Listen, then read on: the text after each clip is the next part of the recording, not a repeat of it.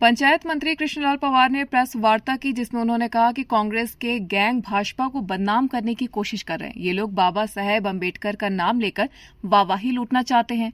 अंबेडकर के मुद्दे पर कांग्रेस राजनीति कर रही है। कांग्रेस ने झूठ फैलाया कि प्रधानमंत्री नरेंद्र मोदी आरक्षण समाप्त करना चाहते हैं, लेकिन देश के लोगों ने कांग्रेस की इस हरकत पर ध्यान नहीं दिया।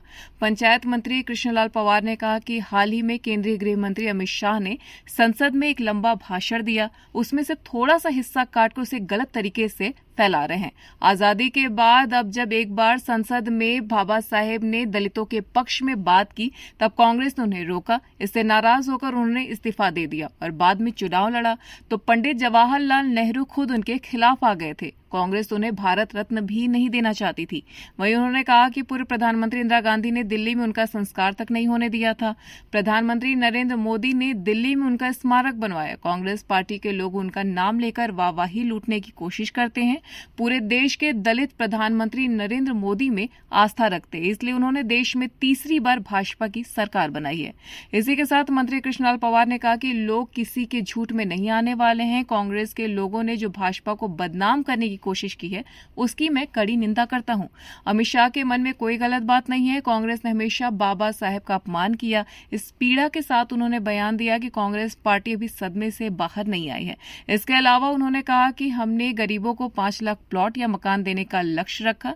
कांग्रेस ने किसी को प्लॉट का कब्जा नहीं दिलवाया था। जिस गांव में सरकारी जमीन नहीं है, वहां हम लोगों के खाते में 1-1 लाख भेजेंगे ताकि वो प्लॉट खरीद सकें। अगर किसी ग्रामीण ने पंचायत की जमीन पर 20 साल पहले घर बना लिया हो, हम उसको मालिकाना हक भी देंगे। नए साल की मैं आप सबको मुबारकबाद देता हूं कि नया वर्ष पूरे देश और प्रदेश वासियों के लिए, आप सबके लिए मंगलमय हो, ऐसी मैं परम पिता परमात्मा से प्रार्थना करता हूं।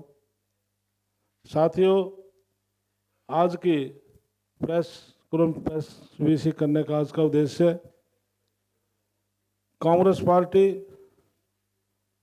उनके कुछ टूलकिट गैंग आज भारतीय जनता पार्टी के नेताओं को बदनाम करने की कोशिश कर रहे हैं कि जिस प्रकार से डॉक्टर भीमराव अंबेडकर संविधान निर्माता बार बार उनका नाम लेकर वाई लूटना चाहते हैं। मैं कुछ आपको अतीत में लूंगा। जब मैं राज्यसभा में था तो देश के प्रधानमंत्री नरेंद्र मोदी जी ने एक चिट्ठी पढ़ी थी हाउस में, राज्यसभा में, कि पंडित जवाहरलाल नेहरू जब देश के प्रधानमंत्री थे, उस चिट्ठी में लिखा हुआ था, ये चुनाव से पहले की बात है, पार्लियामेंट के चुनाव से पहले की, जो दलित समाज और पिछड़े वर्ग को जो आरक्षण दिया था, देश आजाद हो चुका है, अब इसकी आवश्यकता नहीं, क्यों न समाप्त कर दिया जाए। लेकिन कांग्रेस पार्टी के लोगों ने उसको एडिट करके ये चलाया कि प्रधानमंत्री नरेंद्र मोदी जी आरक्षण को समाप्त करना चाहते हैं। पार्लियामेंट के चुनाव से पहले फिर उन्होंने संविधान को समाप्त हो जाएगा, आरक्षण समाप्त हो जाएगा, इस प्रकार का प्रचार किया। लेकिन देशवासियों ने कांग्रेस पार्टी की जो छोटीपन हरकत थी उस पर कोई ध्यान नहीं दिया। इसी प्रकार से जब संविधान के ऊपर चर्चा हो रही थी कि देश के गृह मंत्री अमित शाह जी ने जो घंटे भर का भाषण दिया, उसमें से एक छोटा सा एक वायरल एडिट करके पूरे देश को मैसेज दिया कि भारतीय जनता पार्टी और भारतीय जनता पार्टी के नेता आज डॉक्टर भीमराव अंबेडकर के खिलाफ है। साथियों, मैं आपको अतीत में ले जाना चाहता हूं। जब देश आजाद हुआ 1947 में, डॉक्टर भीमराव अंबेडकर उसमें लॉ मिनिस्टर थे, श्यामा प्रसाद मुखर्जी उसके अंदर मंत्री थे। जब बाबा साहब ने पार्लियामेंट में दलितों के बारे में पक्ष में जब बोलना शुरू किया तो कांग्रेस पार्टी के लोगों ने उनको रोका। और उसी टाइम वो हाउस से रिजाइन देकर बाहर आ गए थे और ये ऐलान किया था कि मैं जनता के बीच में जा कर के, क्योंकि जब भी कोई कानून बनता है, चाहे लोकसभा है विधानसभा है, उसके अंदर रहकर ही आदमी कुछ कर सकता है, कि मैं बाहर जा कर के अपनी पार्टी बना करके चुनाव लड़ूंगा और पूरे देश के दलितों के लिए लड़ाई लड़ूंगा।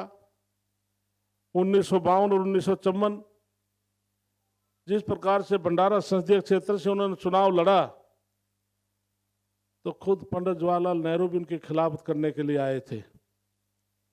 मैं नमन करता हूं श्यामा प्रसाद मुखर्जी को, जिनके प्रयासों से उनको राज्यसभा में जाने का अवसर मिला था। उसके बाद आज पूरा देश मानता है कि बाबा साहब संविधान निर्माता है, हर पार्टी मानती है। लेकिन देश आजाद होने के बाद क्या उनको भारत रत्न नहीं मिलना चाहिए था? कांग्रेस पार्टी ने 1947 के बाद उनको भारत रत्न नहीं दिया। जब एक गैर कांग्रेस सरकार थी और उसमें भारतीय जनता पार्टी लोकसभा में हम समर्थन करे थे, स्वर्गीय अटल बिहारी वाजपेयी, लाल कृष्ण आडवाणी के प्रयासों से 1990 में उनको भारत रत्न मिला। क्या बाबा साहब का 14 अप्रैल का राष्ट्रीय अवकाश नहीं होना चाहिए था? कांग्रेस पार्टी ने नहीं किया। जब 2014 में नरेंद्र मोदी जी प्रधानमंत्री आए, उन्होंने राष्ट्रीय स्तर का अवकाश किया। इसी प्रकार से गणतंत्र दिवस को हम बहुत धूमधाम से मनाते हैं। क्या 26 जनवरी उनकी पालकी बेड़े में शामिल नहीं होनी चाहिए थी? कांग्रेस पार्टी ने नहीं की।